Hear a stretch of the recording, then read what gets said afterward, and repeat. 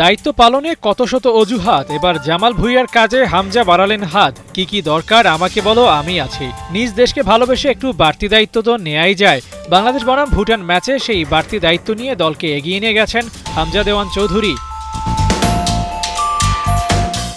ম্যাচের শুরুতে গোল করেছেন, দলকে বেশ কবার গোল করার সুযোগ তৈরিও করে দিয়েছেন। একের পর এক চেষ্টা চালিয়েছেন নামের পাশে গোল ডাবল করার। সহজ সুযোগ মিস করলেও একটা ব্যাপারে হামজা ছিলেন বেশ তৎপর। যে কাজ করার কথা ছিল জামাল ভুঁইয়ার, সেই কাজ নিজে করেছেন।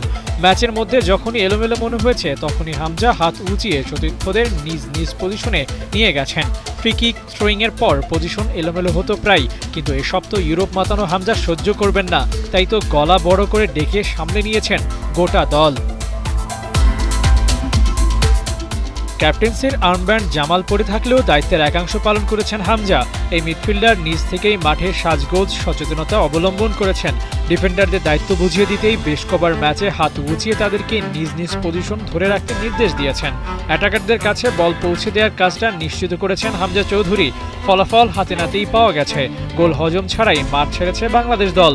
জয় নিয়ে 2 গোল দিয়ে ক্লিন শিট রেখে মাঠ ছাড়ার মতো চমৎকার ফুটবল খেলেছে সোহেল কাজেমরা। ক্যাপ্টেন জামাল ভুঁইয়া, তার কাজ পুরো দল গুছিয়ে রাখা, বাকিরা সহযোগিতা করতে পারে বড়জোর, কিন্তু হামজা সেই দায়িত্ব নিজ কাঁধে নিয়েছেন।